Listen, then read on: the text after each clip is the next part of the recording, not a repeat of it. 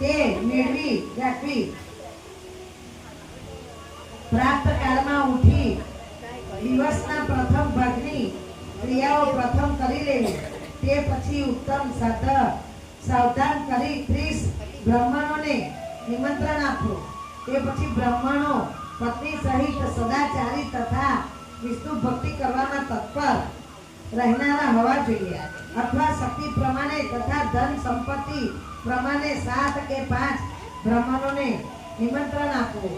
પછી હે રાજા, બપોરના સમયે એક દ્રોણ એટલે કે 16 શેર અથવા 64 શેર વજન જેટલા અથવા તેનાથી અડધા કે તેનાથી પણ અડધા 5 ધાન્યો વડે સર્વતોભદ્ર નામનું ઉત્તમ મંડળ રચવું. તે મંડળ ઉપર ચારે દિશાઓમાં 4 ઉત્તમ કળશો સ્થાપવા. તે બધા સોનાના, તાંબાના અથવા માટીના હોય તો પણ ચાલે, પરંતુ તે શુદ્ધ તથા આના વિનાના બરાબર આખા હોવા જોઈએ. ચતુર્વ્યહ વાસુદેવ, શંકર, પ્રદ્યુમન તથા અનિરુદ્ર ની પ્રીતિ માટે તે કળશો પર એક નારિયેળ સ્થાપવું. ઉત્તમ વસ્ત્રો તેઓને વીંટાળવા અને તેઓ પર નાગરવેલના પાન મૂકવા. પછી એ ચારે કળશો ઉપર ઉત્તમ દેવ વાસુદેવ કળધર એટલે કે સંકર્ષક અથવા બળદેવ, પ્રદ્યુમન તથા અગ્નિરુદ્ર એ ચતુર્વ્યહ હે ઉત્તમ દેવોનું સ્થાપન કરવું. પુરુષોત્તમ માસના વ્રતની શરૂઆત વખતે રાધા સહિત દેવાશય પુરુષોત્તમ ભગવાનનું કળશ સહિત જે સ્થાપન કર્યું હોય તેમને ત્યાંથી લાવી મંડળ ઉપર પેલા 4 કળશોની વચ્ચે સ્થાપવા. અને વેદ તથા વેદાંગીમાં પરાંગત હોય એવા વૈષ્ણવ બ્રાહ્મણને આચાર્ય કરી એ સ્થળે જપ માટે 4 જ બ્રાહ્મણોનું વર્ણન કરવું. તેઓને હાથની વીંટીઓ સાથે 2 વસ્ત્રો આપવા. આચાર્યને પણ વસ્ત્ર તથા આભૂષણોથી હર્ષપૂર્વક શણગારાયા પછી દેવ શુદ્ધિ માટે પ્રાયશ્ચિત કરવું. તે પછી પ્રથમ હર કોઈ ગયેલી વિધિ પ્રમાણે પોતાની સ્ત્રી સાથે રાખી પૂજા કરવી. અને વર્ણન કરેલા 4 બ્રાહ્મણો પાસે 4 પ્રકારનો એટલે કે ચતુર્વ્યહ ભગવાન વાસુદેવ, શંકર, પ્રદ્યુમન તથા અનિરુદ્રનો જાપ મંત્ર કરવો. 4 દિશાઓમાં ઉચ્ચેત રાખેલા 4 દીવા કરવા અને અનુક્રમે નાળિયેરના ફળ વગેરેથી અર્ઘ્ય પ્રદાન કરવું. બંને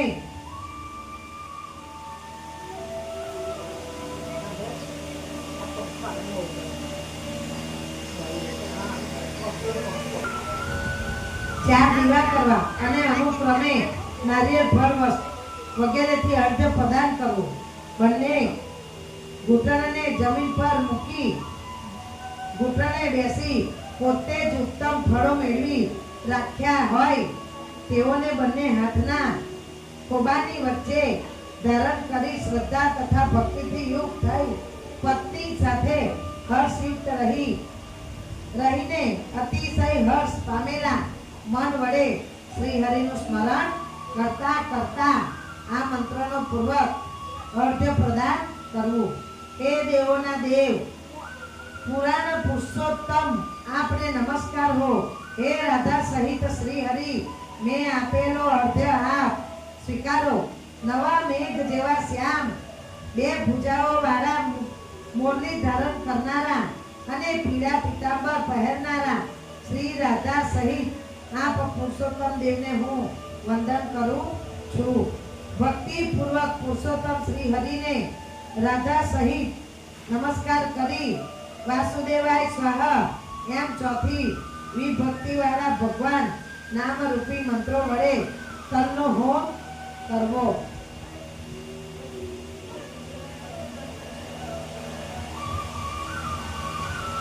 તે પછી એ હોમ થઈ રહે ત્યારે એ જ મંત્રોથી તર્પણ તથા માર્જન કરવા અને તે પછી રાધિકાજી સહિત શ્રી પુરુષોત્તમ દેવની મંત્રથી આરતી ઉતારવી.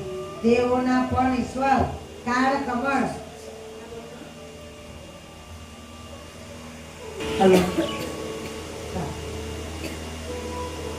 રાધિકાપતિ ભગવાનની હું આરતી ઉતારું છું તે પ્રમાણે આ મંત્રથી ધ્યાન કરવું. અનંત કરણની જ્યોતિ રૂપ અનંત રત્નોથી ભરેલા સિંહાસન પર બિરાજેલા વૃંદાવનની અંદર બંસીના નાદથી વ્રજની સ્ત્રીઓને અત્યંત મોહ પમાડનારા કૌસ્તુભ મણિથી પ્રકાશમાન થયેલા વૃક્ષ થડવાળા ચળકતા રત્નજડિત મુગુટ તથા કુંડળોને ધારણ કરતા નવા પીળા પીતાંબર પહેરનારા અને રાધિકાજી સહિત એવા સુંદર પુરુષોત્તમ ભગવાનનું ધ્યાન કરવું. તે પછી રાધિકાજી સહિત શ્રી હરિને પુષ્પોની અંજલિ અર્પણ કરવી અને તે પછી પોતાની પત્ની સાથે નીચેના મંત્રથી પ્રભુને સાક્ષાત દંડવત પ્રણામ કરવા. નવા મેઘ જેવા શ્યામ પીળા વસ્ત્રો પહેરનારા શ્રી વત્સલના ચિહ્નથી શોભાયમાન છાતીવાળા રાધિકા સહિત અચ્યુત અસ્ખલિત જ્ઞાનવાળા શ્રી હરિને હું નમસ્કાર કરું છું. એમ નમસ્કાર કર્યા પછી બ્રહ્મણ તરીકે વરુણ કરેલા બ્રાહ્મણને સોનાના સાથે પૂર્ણ પાત્રનું દાન કરવું અને આચાર્ય તરીકે વરુણ કરેલા બ્રાહ્મણને હર્ષથી પુષ્કળ દક્ષિણા આપવી તેમજ વસ્ત્રો તથા અલંકારો પણ ભક્તિથી આપીને પત્ની સહિત આચાર્યને સંતુષ્ટ કરવા અને બીજા બ્રાહ્મણોને પણ ઉત્તમ દક્ષિણા આપવી. ઉપરાંત એક ગાયનું દાન કરવું અને ગાય સારા સ્વભાવની પુષ્કળ દૂધ દેનારી વસ્ત્ર ઓઢાળેલી વાછરડા સહિત ઘંટડી તથા દાગીનાથી શણગારેલી તાંબાની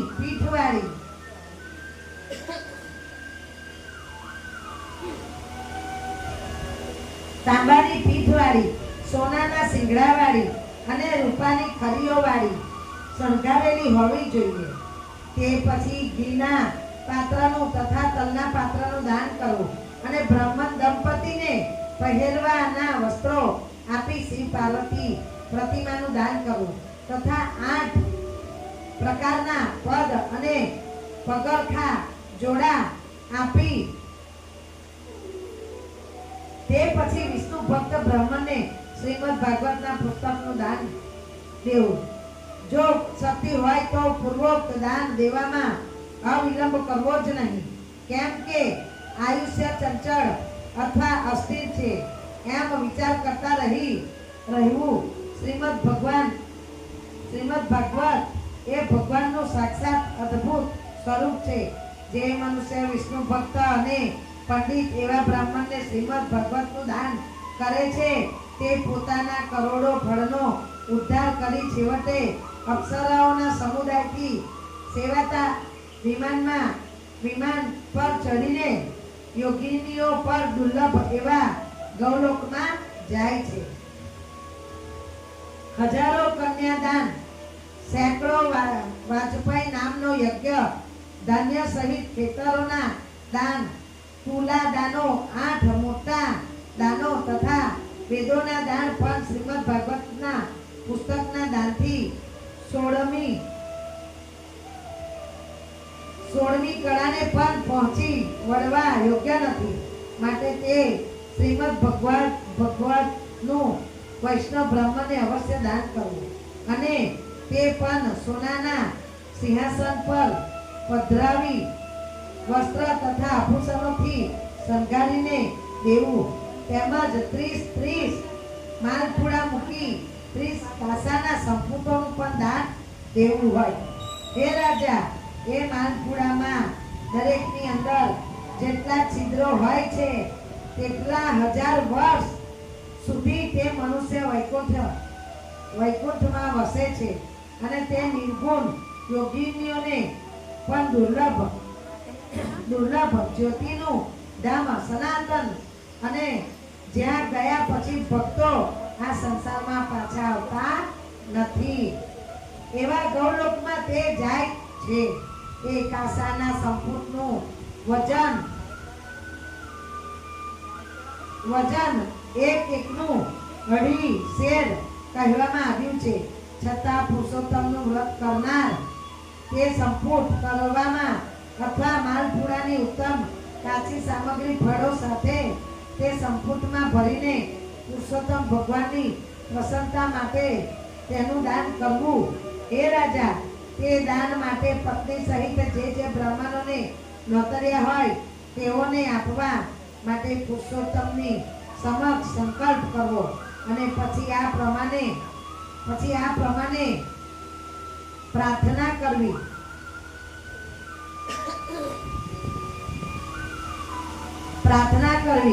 હે જગતના આધાર, હે જગતને આનંદ આપનારા શ્રી કૃષ્ણ, આપ મારા આ લોકના તથા પરલોકના સર્વ મનોરથો જલ્દી પૂર્ણ કરો. એમ ગોવિંદ ભગવાનની પ્રાર્થના કર્યા પછી સદાચારી બ્રાહ્મણને તેમની પત્ની સહિત હર્ષથી જમાડવું.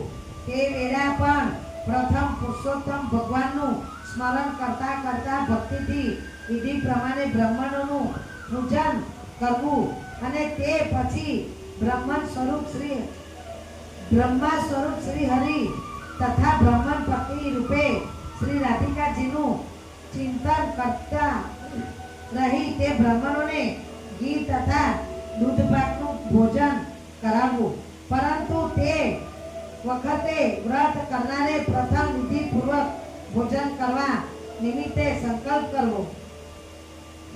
કરવો જોઈએ, અને પછી દ્રાક્ષ, કેળા, જાત જાતની કેરીઓ, ઘીમાં પકવેલા પકવાન, અડદના સુંદર વડા, સાકર નાખેલા ઘેવર, ગોળના રસા, ખાંડના માંડા એટલે ખાંડ નાખેલું દહીં નું ગોળવું અથવા વસામણ, ચીભડા તથા કાકડીના શાક, લીંબુ સહિત આદુ અને બીજા પણ જુદા જુદા શાક તથા પાકી કેરીઓ વગેરે અલગ અલગ ભોજન લેવા તથા ચોક્કસ એમ 4 પ્રકારના ભોજનો કે જે સાથે મેળવેલા હોય રસોથી યુક્ત તૈયાર કરાયા હોય તે તથા સુગંધી પદાર્થોથી સુગંધમય કરેલા દૂધ, પાક, દહીં, છાશ વગેરેથી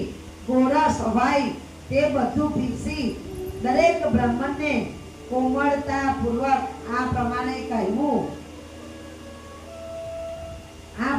કહેવું કે આ સ્વાદિષ્ટ ભોજન મેં આપના માટે હર્ષથી તૈયાર કરાયું છે.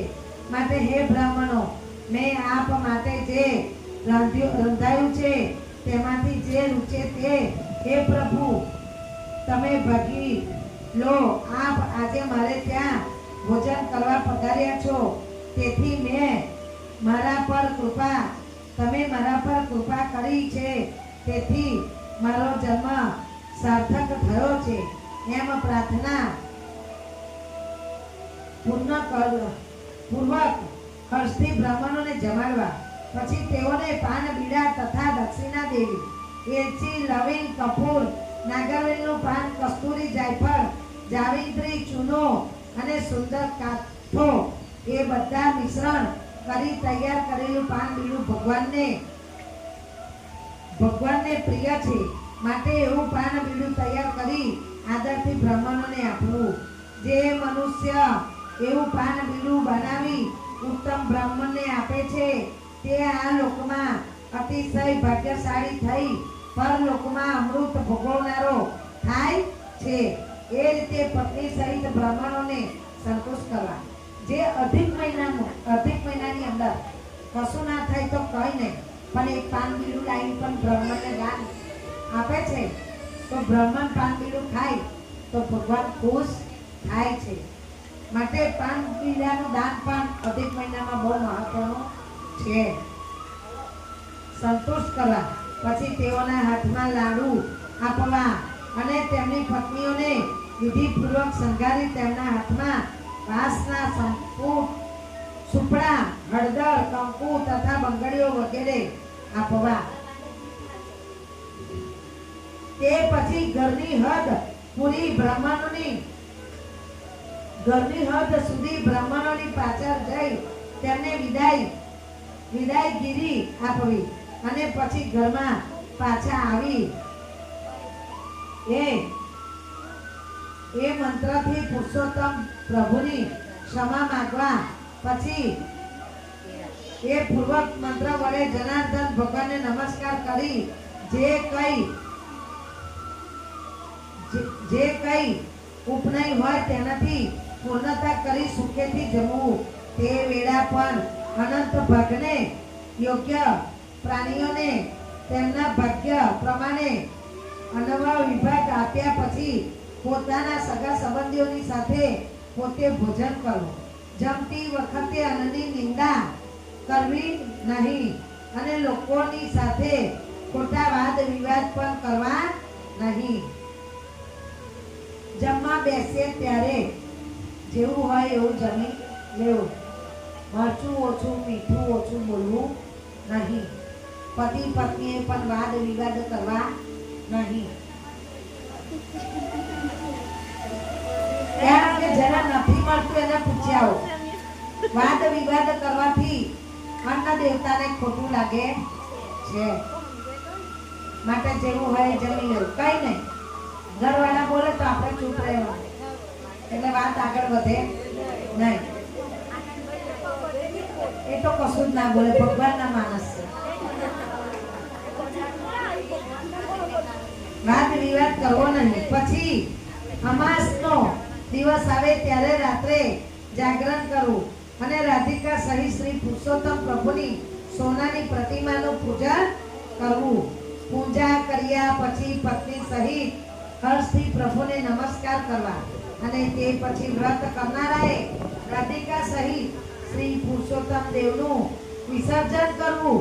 તે પછી એ મૂર્તિ સહિત સઘળું પૂજા સહિત આચાર્ય તરીકે વરોણ કરેલા બ્રાહ્મણને ગોર મહારાજને આપી દેવું અને તે ઉપરાંત પોતાની ઈચ્છા અનુસાર યથા યોગ્ય અન્નનું દાન દેવું. એમ હર કોઈ ઉપાયે આ પુરુષોત્તમ વ્રત અવશ્ય કરવું અને પોતાની પાસે જેટલું ધન હોય તે અનુસાર પરમ ભક્તિથી દાન પણ કરવું.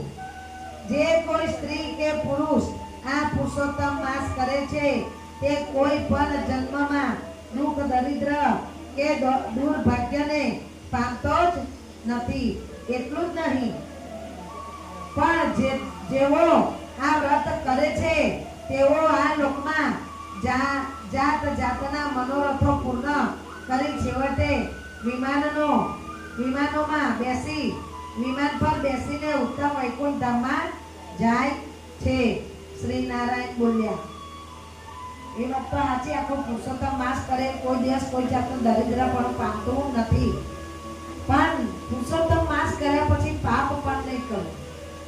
આ શબ્દ પણ કોઈને બોલવા નહીં. આ આપણને એવું જ કહેવા માંગે છે કે આપણે આપણા માર્ગે ચાલો. બોલવા વાળું બોલ્યા કરે, એના જેવું આપણે થવાની જરૂર છે નહીં. બરાબર? બાકી આ આગળ કથામાં સાંભળ્યું છે આપણે કે સુખદેવજીએ પણ એના પાપનું પહેલા ભોગવ્યું, પછી જ એને પુણ્ય મળ્યું છે.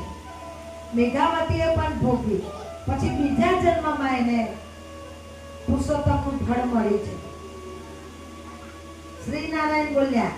એ પ્રમાણે જે મનુષ્ય શ્રી કૃષ્ણ ભગવાનને અતિશય પ્રિય આ પુરુષોત્તમ માસ વિધિ પ્રમાણે અતિશય આદરથી કરે છે તે પાપના સમૂહનો નાશ કરી આ લોકનું સુખ ભોગી પોતાના પૂર્વજોની સાથે ગૌલોકમાં જાય છે.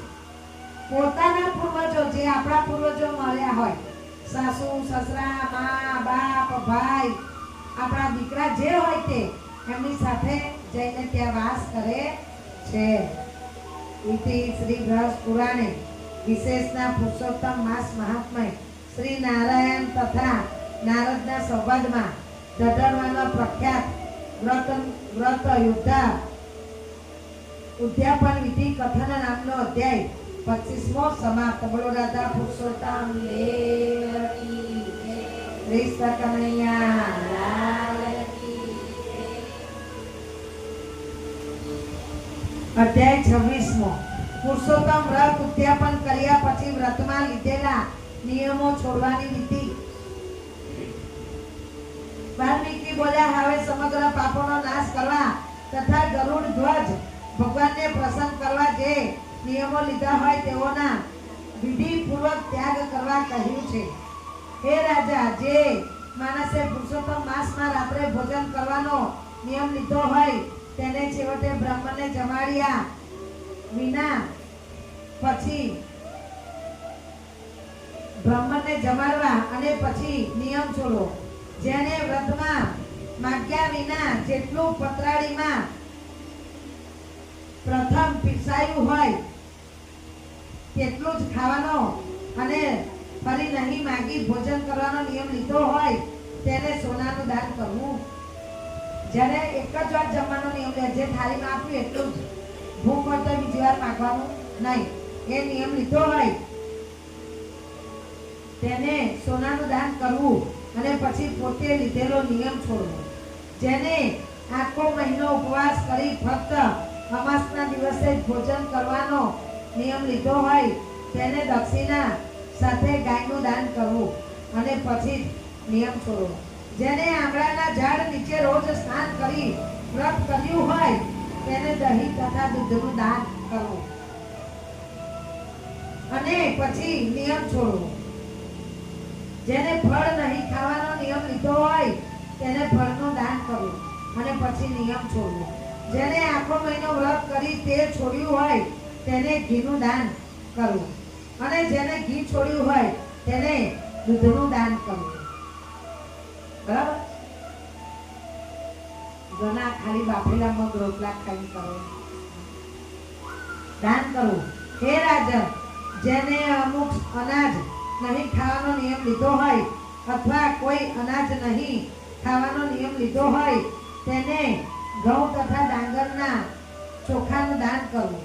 અને હે રાજા, અંતર્યામી ભગવાન જેને પ્રિય છે એવા જે મનુષ્યને ભોય પર કઈ પાથર્યા વિના જ સુવાનો નિયમ લીધો હોય તેને પોતાને તથા બીજાને સુખકારક લાગે તેવી તળાઈ, કોશિકું, છાડ વગેરે સહિત સૈયાનું દાન કરવું. પાંદડાની પતરાળી માં ભોજન કરવાનો જેને નિયમ લીધો હોય તેને ઘી તથા સાકર વાળું ભોજન કરાવવું. જેને મૌન ધરવાનો નિયમ લીધો હોય તેને ગઠડીનું તથા સોના સાથે તલનું દાન કરવું. અને એક બ્રાહ્મણ સ્ત્રી પુરુષને ખૂબ ઘી દૂધ વાળું ઉત્તમ ભોજન કરાવવું. હે રાજન, જેને આખો મહિનો નખ તથા વાળ રાખવાનો એટલે હજામત નહીં કરવાનો તથા નખ નહીં ઉતારવાનો નિયમ લીધો હોય તેવા વિદ્વાન માણસે દર્પણ અરીસાનું દાન કરવું. જેને પગરખા નહીં પહેરવાનો નિયમ લીધો હોય તેને પગરખાનું દાન કરવું. અને જેને લવણ મીઠું છોડી દીધું દેવાનો નિયમ લીધો હોય તેને, જેને આખો મહિનો કે વચ્ચે પણ અમુક દિવસ મીઠું છોડ્યું હોય મોરું ખાવાનો નિયમ લીધો હોય તેને જાત જાતના સાકર, દૂધ, દહીં વગેરે રસોનું દાન કરવું. અને તેમજ આખો મહિનો અખંડ દીવો રાખવાનો નિયમ લીધો હોય તેને દીવાનું દાન કરતી વેળા પાત્ર સહિત એટલે પાત્રમાં દીવો મૂકીને તેનું દાન કરવું. જે મનુષ્ય અધિક માસમાં દરરોજ ઘી સહિત દીવાનું ભક્તિપૂર્વક દાન કરે છે તે વૈકુંઠમાં વાસ મેળવે છે. માટે વ્રતની સંપૂર્ણતા ના કારણે તાંબાના પાત્રમાં ઘી સાથે સોનાની દિવેટ મૂકી દીવો કરીને 40 માસા ભાર સોનાનું અવશ્ય દાન કરવું જોઈએ. જે માણસે એકાંતરે ઉપવાસ કરી વ્રત કર્યું હોય તેને 8 કળશોનું દાન કરવું. એકાંતરે એટલે આજે જમ્યા કાલે અપાસ, આજે અપાસ છે કાલે જમી લેવાનું, આજે અપાસ છે કાલે જમી લેવાનું, એમ કરીને આખો અધિક મહિનો એકાંતરે કર્યો હોય તેને 8 કળશોનું દાન કરવું. એ બધા કળશો વસ્ત્ર સહિત તથા સોનાથી યુક્ત હોવા જોઈએ અને માટીના કે શક્તિ હોય તો તદ્દન તાંબાના હોવા જોઈએ અને શક્તિ હોય તો તદ્દન સોનાના પણ આપી શકાય છે. પુરુષોત્તમ માસ ને અત્યારે તો સોનું કેટલું મોંઘું છે. કા સોનાના આપણે નહીં લઈ શકતા. તો પુરુષોત્તમના અનંતે 30 લાડુ, છત્રી તથા પગરખાનું પણ દાન કરવું જોઈએ. ઉપરાંત ગાડીની ઘોસરીમાં જોડી શકાય એવા શક્તિશાળી બળદ પણ દાનમાં આપવા. ઉપરાંત જણાવેલા સર્વદાનો આપવાનું સાહિત્ય ન મળી શકે અથવા તે દાન કરવાની શક્તિ ન હોય તો હે રાજન, સિદ્ધિ આપનારું છે તો હે રાજન તે પૂર્વક સહિત વિના પણ કેવળ બ્રાહ્મણનું વચન જ વ્રતની સંપૂર્ણતા સિદ્ધિ આપનારું છે. આ કશું જ આ જે આ બધા દાન કહી ગયા તો આ જન્મમાં તો શક્ય નથી. સોનાના ને બળદ ને તો એવું કે છે શક્તિ પ્રમાણે આપણી અધિક મહિનો કરીને બ્રાહ્મણને જે દાન આપો છો તે પણ પરિપૂર્ણ થાય છે. પૂર્વક સહિત વિના પણ કેવળ બ્રાહ્મણનું વચન જ વ્રતની સંપૂર્ણતા સિદ્ધિ આપનારું છે એમ શાસ્ત્રમાં કહ્યું છે. જે મનુષ્ય કેવળ એક જ અનાજ ખાઈ આખા પુરુષોત્તમનું વ્રત કરે છે તે 4 ભુજાઓ વાળો પરમેશ્વર સ્વરૂપ થઈને પરમ ગતિને પામે છે. જે આખો મહિનો એક જ વસ્તુ જમીને આખો મહિનો આવું નક્કી કરે કે હું જુવાર અને મગ, જુવારના રોટલા મગ ખાઈશ કે ફક્ત ભાત ને દહીં ખાઈશ કે ફક્ત રોટલી ને દહીં ખાઈશ, આવો નિયમ લે છે તે 8 ભુજા વાળો પરમેશ્વર થઈને પરમ ગતિને પામે છે. કારણ કે એક અનાજ ભોજનથી બીજું આ લોકમાં કઈ પવિત્ર જ નથી. એક જ અનાજનું ભોજન કરવાથી ઘણા મુનિઓ સિદ્ધિ સ્વરૂપ થઈ પરમ નિર્વાણ પદ મોક્ષને પામી ગયા છે. જે મનુષ્ય અધિક માસમાં ફક્ત રાત્રે ભોજન કરે છે તે રાજા થાય છે અને સર્વ કામનાઓ પ્રાપ્ત કરે છે, એમાં સંશય નથી. એ રાજા દિવસના પ્રથમ ભાગમાં દેવો ભોજન કરે છે, બપોરના સમયે મુનિઓ જમે છે, દિવસના પાછલા ભાગમાં પિતૃઓ ખાય છે અને આત્મજ્ઞાની તો છેક સાંજના ભોજન કરે છે. માટે તે સર્વ વેળા ઓળંગીને શયનકાળ વીત્યા પછી ભોજન કરે છે તે રાજા થાય છે. એટલું જ નહીં પણ તેમના બ્રહ્મ હત્યાદિ પાપો નાશ પામે છે. માટે હે રાજા, રાત્રે ભોજન કરનારો સર્વ પુણ્યશાળી કરતા અધિક પુણ્યશાળી થાય છે. પણ આ અપવાસમાં સમજ્યા, દીવાબત્તી પહેલા જમી લેવાનું અને કાયમ આ જિંદગી જે સાંજે જમે છે તેનું છે બરાબર. બાકી અપવાસ કરો ને તો તમારે 7 પહેલા જમી લેવાનું.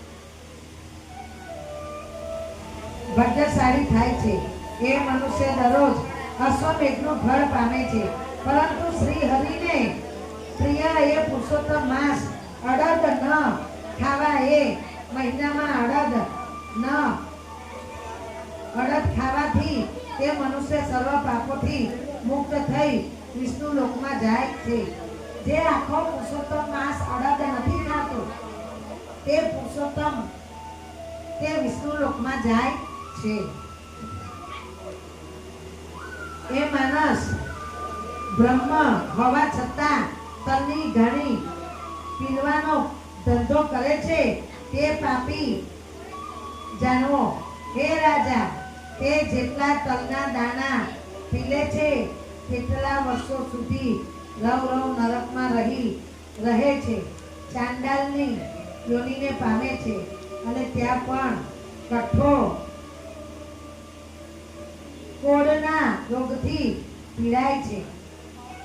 મનુષ્ય પુરુષોત્તમ માસની અજવાળિયાની તથા અંધારિયાની અવિદ્યા એકાદશીનો ઉપવાસ કરે છે.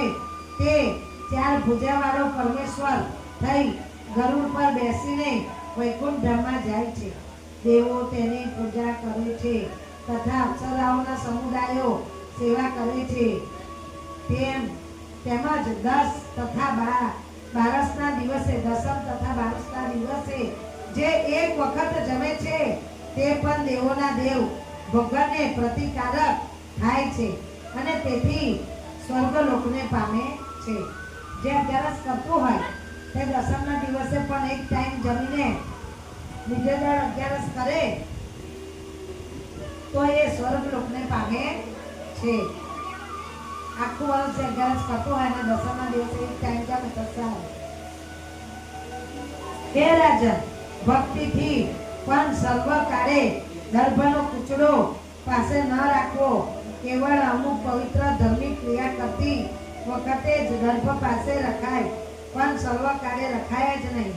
કેમ કે દર્ભ પાસે હોય અને જે મનુષ્ય મળમૂત્રની શુદ્ધિ કરે છે એટલે જડે જાય છે કે પેશાબ કરે છે અથવા દર્ભ વડે જે માણસ મળમૂત્ર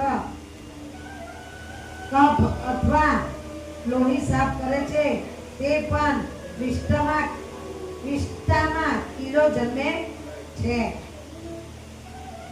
દર્ભ એ પરમ પવિત્ર છે. દર્ભ વિનાની કેટલી ધાર્મિક ક્રિયાઓ વ્યર્થ ગણાય છે. દર્ભ વગર તો કોઈ કાર્ય થતું નથી. વાસ્તુ લઈને, પ્રાણ પ્રતિષ્ઠા લઈને, હવન પૂજા લઈને, આપણા જે મૃત્યુ પામેલા 10 આગળનું 12મું 13મું ગણાય છે અને ધાર્મિક ક્રિયાઓ વ્યર્થ થાય છે. દર્ભના મૂળમાં બ્રહ્મા વસે છે, વચ્ચેમાં ભગવાન વિષ્ણુ વસે છે અને અગ્ર ભાગે ઉમાપતિ શંકર વસે છે. દર્ભમાં 3 દેવ વસેલા છે, ભગવાન બ્રહ્મા, વિષ્ણુ ને મહેશ વસે છે. માટે દર્ભથી કોઈ અપવિત્ર સફાઈ કરવી નહીં. તેમજ શુદ્ધ જાતિના મનુષ્યને દર્ભો ઉખેડવા નહીં. કપિલ ગાયનું દૂધ પીવું નહીં. ખાખરાની પતરાળીમાં જમવું નહીં.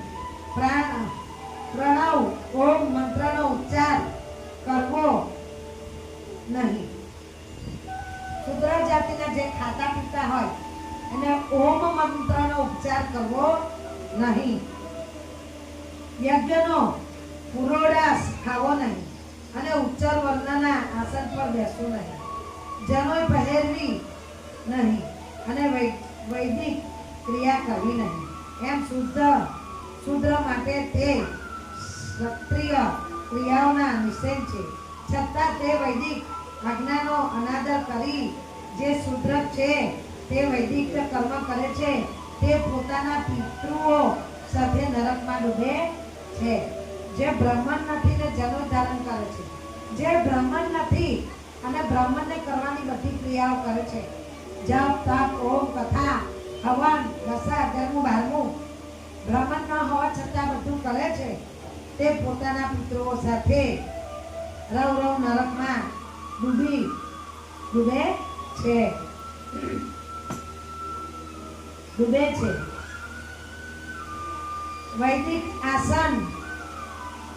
વૈદિક આજ્ઞા ન હોવા છતાં વૈદિક કર્મ કરવા લાગી પડેલા એવા શૂદ્રો જ્યાં સુધી 14 ઇન્દ્રિયો રાજ્ય કરે છે ત્યાં સુધી ઘોર નરકમાં પડ્યા જ રહે છે.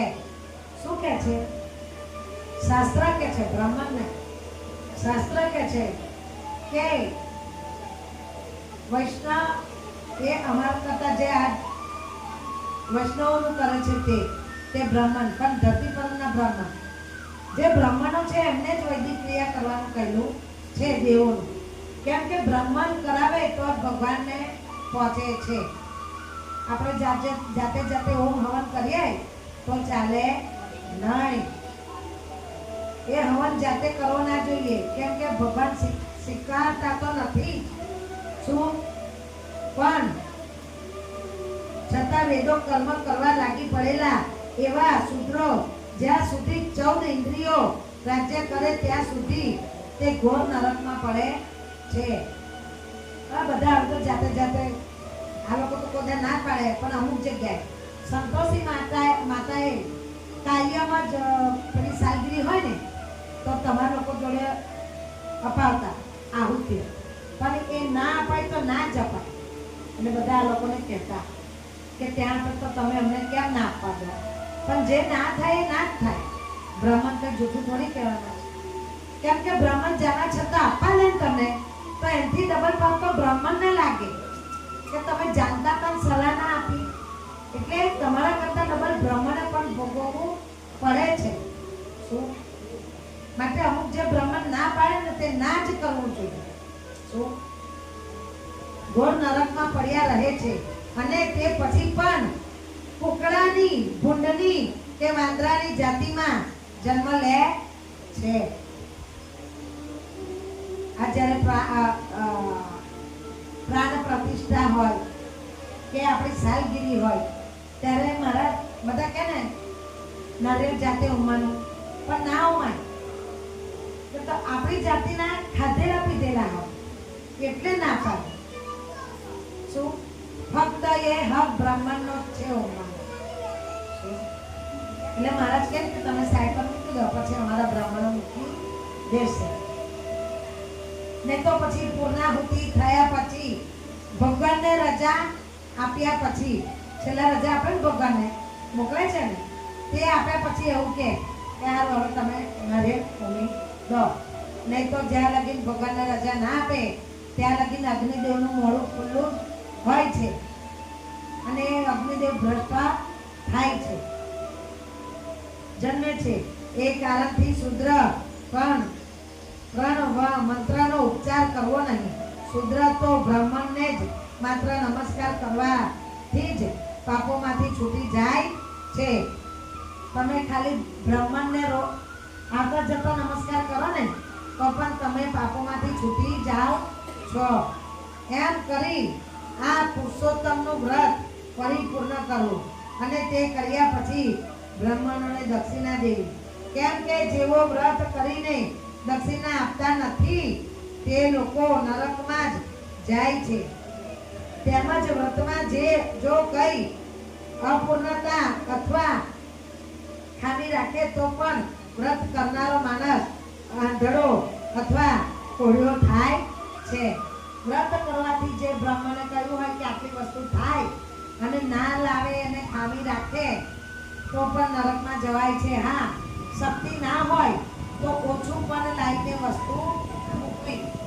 શું? અને ના હોય તો બ્રાહ્મણને કહેવું કે મહારાજ અમારી પાસે આટલી શક્તિ નથી તો તમે લાવો, અમારાથી શક્તિ પ્રમાણે પૈસા આપીશું. પણ આપણે જાતે ટાળવું નહીં. દક્ષિણા આપતા નથી તે લોકો નરકમાં જાય છે. તેમજ વ્રતમાં જે કઈ અપૂર્ણતા અથવા ખામી રાખે છે તે પણ વ્રત કરનારો માણસ આંધળો અથવા કોળિયો થાય છે. હે રાજા, ઉત્તમ મનુષ્ય બ્રાહ્મણોમાં વચનોથી અવશ્ય દેવોના પદને પામે છે. માટે કલ્યાણ ઈચ્છતા સમજુ માનસે બ્રાહ્મણોના વચન કદી ઓળંગવા નહીં. અભણ બ્રાહ્મણ હોય ને તો પણ બ્રાહ્મણ જ કહેવાય. અને એ માટે રાજગીરી ગામ તો છે. રાજગીરી ગામ ખરેખર બધી વાતે આગળ છે. એવું અહીં રહેવાય પછી ખબર પડે, ઓળંગવા નહીં. હા, ઉત્તમ ધર્મ રહસ્ય છે. રહસ્ય મેં કહ્યું છે તે કલ્યાણ કરનારા, પાપોનો નાશ કરનારા તથા ફળદાયી છે. માટે માધવ ભગવાનની પ્રસન્નતા કારણે આ મનોહર રહસ્યનો નિત્ય પાઠ કરો. હે રાજન, જે મનુષ્ય આ સાંભળે છે અથવા દરરોજ આનો પાઠ કરે છે તે જ્યાં યોગેશ્વર શ્રી હરિ બિરાજે છે ત્યારે શ્રેષ્ઠ લોકમાં ત્યાં તેમનો વાસ થાય છે. તેથી શ્રી બૃહદ પુરાણે પુરુષોત્તમ માસ મહાત્મય શ્રી નારદ સંવાદે પુરુષોત્તમ માસ મહાત્મય દાન પુણ્ય અધ્યાય 26મો સમાપ્ત. બોલો રાધા પુરુષોત્તમ દેવ કૃષ્ણ કનૈયા. આ વાત તો સાચી જ છે. પહેલાના લોકો જે સાંભળતા એને ખ્યાલ આવે. પહેલેના લોકોને એવું હતું કે બ્રાહ્મણનું શ્રેષ્ઠ વચન એ વચન. પણ હવે જે માને છે બ્રાહ્મણને માને છે, એવું નહીં કે નથી માનતા. પણ આપણે જ્યાંની જોઈને આપણું દુઃખ ઉત્પન્ન કરીએ છીએ. બ્રાહ્મણે સાચું કીધું હોય કે જૂઠું એ એને ભોગવવાનું. આપણને બ્રાહ્મણે કહ્યું તે આપણે સત્ય વચન જાણીને એને પાડી લેવાનું.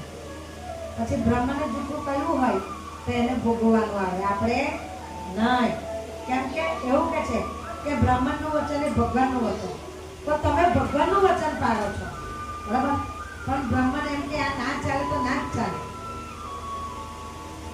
અને હજુ આનંદ માર્ગ તો નહીં ચલાવતા, બધા ચલાવતા થઈ ગયા. તું મન નહીં બોલાવે તો ચાલશે. હજુ આ બધા આગળથી પૂછે બધું તો ના જ પાડે. અને એવું જ રહેવું જોઈએ. અમે પહેલા એમને બોલતા હતા કે હવે જમાના પ્રમાણે ચાલે. અમે એમને એવું કહેતા એટલે તમારા પાસે કોઈ આવતું નથી આવું કહેતા. પણ એ એમની જગ્યાએ બરાબર જ છે. માટે શાસ્ત્ર કોઈ દિવસ ઓળંગવા નહીં. પહેલેના જે શાસ્ત્ર છે એ બરાબર જ છે. બોલો રાધા પુરુષોત્તમ દેવ કૃષ્ણ કનૈયા. આજની કથા કઈ કહો તમને? આપણે આ કોણ મગ આવ્યો તો કોણ આવ્યું? કર્મનું ફળ કઈ રીતે મળે છે?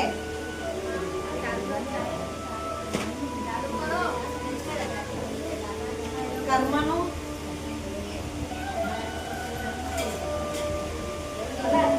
લો થઈ ગયો.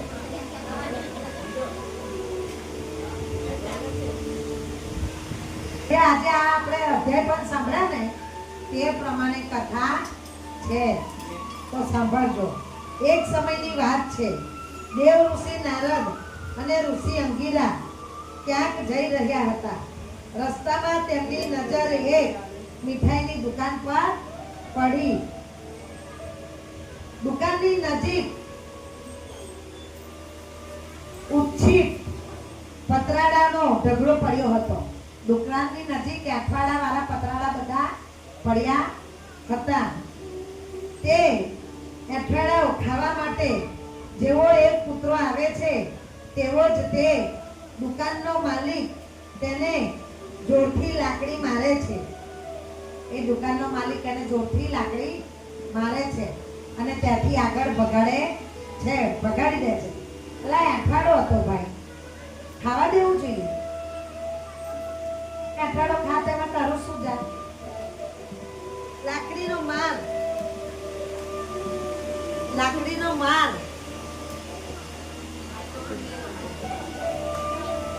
લાકડીનો માર ખાઈને કૂતરો, કોઈ પંખો બંધ કરી દે એટલે આ લોકોને સંભળાય. એમાં આવશે કૂતરો ચીસો પાડતો ત્યાંથી જતો રહ્યો. હવે દુકાનદારે લાકડી મારી એટલે બિચારાને વાગ્યું તો ત્યાંથી ચીસો પાડતો પાડતો ભાગી ગયો. અને આપણે સમજવા જેવું છે. આ દ્રશ્ય જોઈને દેવ ઋષિને હસવું આવી ગયું. દેવ ઋષિ તો અંતર્યામી હતા, બરાબર, ત્રિકાળ જ્ઞાની હતા. હસવું આવી ગયું. ઋષિ અંગીરાએ તેમને હસવાનું કારણ પૂછ્યું. અંગીરા ઋષિ એમને પૂછ્યું કે તું કેમ હસ્યો? દુકાનવાળાએ લાકડી મારી તો તું કેમ હસ્યો? હસવાનું કારણ પૂછ્યું. નારદ બોલ્યા, હે ઋષિવર, આ દુકાન પહેલા એક કંજૂસ વ્યક્તિની હતી. આ દુકાન પહેલા એક કંજૂસ વ્યક્તિની હતી.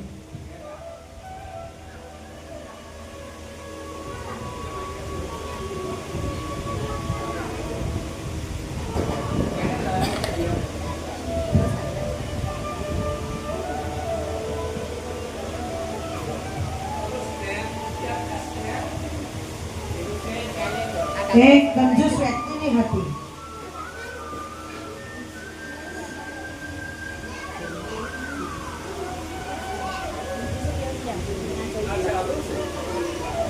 પોતાની જીવનમાં તેને ખૂબ પૈસો ભેગો કર્યો અને આ જન્મમાં તે કૂતરો બન્યો. શું કહે છે કે આ દુકાન એક કંજૂસ વ્યક્તિની હતી, પણ જ્યારે દુકાન હતી એ સારું કમાતો હતો, પણ કોઈ એને કોઈને દાન આપ્યું નહીં. કોઈ દિવસ ભૂખ્યાને ભોજન ખવડાવ્યું નહીં. કોઈ દિવસ એને રસ્તે જતા ભિખારીને 2 રૂપિયા આપ્યા નથી કે કોઈને પાણી પીવડાયું નથી. માટે કહું છું કે કોઈ ફેરીઓ આવે, કોઈ ભિખારી જતો હોય કે કોઈ સાધુ સંત જતું હોય ને તો સમયથી પૂછજો કે ભાઈ પાણી પીવાનો? આટલી હળહળતી બળબડતી ગરમી, શું એને કોઈને કઈ દાન પુણ્ય કર્યું ન હતું?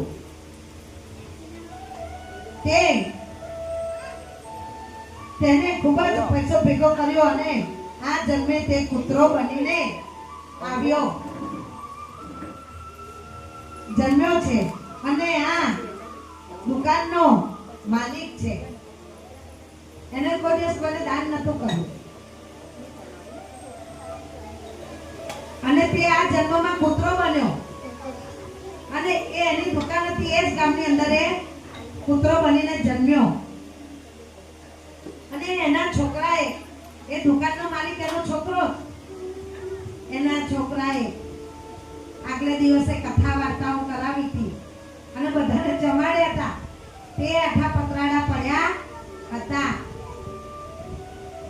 માલિક તેનો એ દુકાનનો માલિક તેનો પુત્ર જ છે. જુઓ, જેના માટે તેને અઢળક ધન ભેગું કર્યું છે, એને કોઈને દાન ના કરીને અઢળક ધન ભેગું કર્યું છે. શું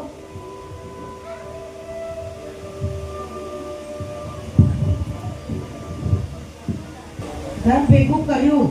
આજે તેના જ હોવાથી તેને ઈચ્છિત ભોજન પણ નથી મળ્યું. શું કે છે? આ એના જ ઘરનું અન્ન છે. આ અન્ન એના જ ઘરનું છે, પણ તે છતાંય ખાવા પામતો નથી. આ બધું એને કોઈને દાન કર્યા વગર ભેગું કર્યું હતું. કોની માટે? એના દીકરા માટે, બરાબર? કોઈને આપ્યું નહીં અને કૂતરો થઈને જન્મ્યો. અને એ જ ગામની અંદર એના પુત્રને ત્યાં જ કથા હતી અને એના જ ઘરનું અન્ન ખાવા ગયો એઠું, પણ તે પણ એને પ્રાપ્ત થયું નહીં. માટે કોની માટે ભેગું કરવાનું? કોની માટે? મર્યા પછી પણ બીજો જન્મ મળે ને તો પણ આપણે પુણ્ય નહીં કર્યું હોય તો આપણને પ્રાપ્ત નહીં થાય.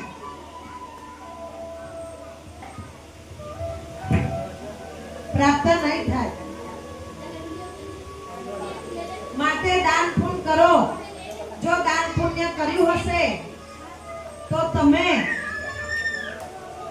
તે યોનિમાં જન્મશો પણ સમયથી તમને કોક આપવા આવશે. જેવી રીતના આપણે પેલી કૂતરી બધા મરી ગયા, એક બચ્ચું એ જતું નથી. રોજ સવાર 5 વાગે હું ઉઠું એટલે સામે બેસી મને જ જોવે છે, મને જ જોવે છે. સવાર 5 વાગ્યા મારી સામે બેસી એ કોઈ જન્મનું પુણ્ય કે ફળ કઈ હશે તો જ. અમને જે પેલો કૂતરો અહીંયા બધાની વચ્ચે આવીને બેસવાનો હતો મગ અને આપણે એને કાઢ્યું, તે પણ એક કથા છે. શું એનું કોઈ જન્મનું પુણ્ય છે કે કથા સાંભળવા આવતું હતું? એવી જ રીતના ભોજન પણ ન મળી શક્યું. કર્મના ફળના આ લેખને જોઈને મને હસવું આવ્યું. પેલા ઋષિ અંતર્યામી હતા એટલે એમને કહ્યું કે આ એના કર્મનું ફળ છે અને એ જોઈને મને હસવું આવ્યું કે એને દાન પુણ્ય કર્યું હોત તો આ અઠવાડો પણ એને ખાવા મળત. મનુષ્યને પોતાના શુભ અને અશુભનું કર્મનું ફળ જરૂર મળે છે અને ભલે તેને માટે જન્મો જન્મની યાત્રા શા માટે ન કરવી પડે પણ એનું ફળ મળે જ છે. એટલે તમે જેવા કર્મ કરશો તેવા ફળ મળશે. તમારો દુશ્મન ગમે તેવો કેમ ના હોય પણ એને પડતો મૂકજો. એની માટે કોઈ દિવસ અશબ્દ બોલતા નહીં. આપણને એવું લાગે કે ચાલો પેલો કોઈ દિવસ આ કર્મ કરતો નથી, આપણે આટલી પાઠ પૂજા કર્યો છે, પણ આપણને કેમ આવું? પણ આપણું કોઈ જન્મનું હશે પણ બીજા જન્મમાં તો આપણે એટલે આ જન્મમાં દુઃખી હોય ને તો સારા જન્મ માટે સારા કર્મ કરો. એની માટે ધનની જરૂર નથી. સારી વાણી, સારું કર્મ અને સારો વ્યવહાર એ પણ સારો જન્મ આપણને આપે છે. કોઈની સેવા પણ આપણને સારું ફળ આપે છે. માટે આજની વાર્તા આટલું જ કહે છે કે સારા કર્મ કરો. બોલો રાધા પુરુષોત્તમ દેવ કી જય. કૃષ્ણ કનૈયા લાલ કી જય. જલારામ બાપાની જય.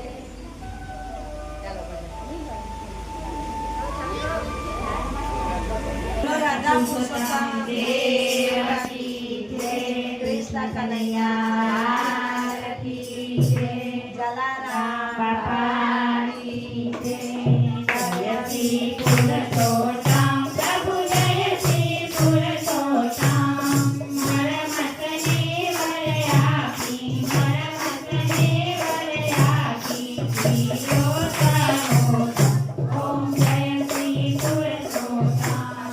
મેઘાવી છૂટાએ આના લડકી દો પ્રભુ, આના લડકી દો. શિવને પ્રસન્ન કર્યા પણ, શિવને પ્રસન્ન કર્યા પણ એક વર નહીં દીધો. ઓમ જય શ્રી પુરુષોત્તમ. ઉત્તાના સંતાને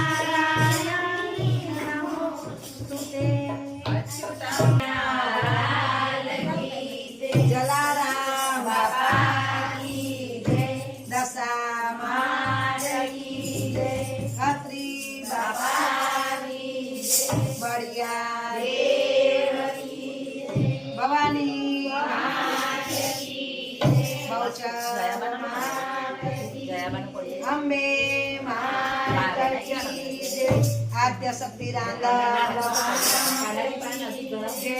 રાજેશ્વર મહાદેવ કી જય, ગણપતિ ગજાનંદ મહારાજ કી જય, પવન પુત્ર હનુમાન કી જય, ઓમ નમઃ પાર્વતી પતે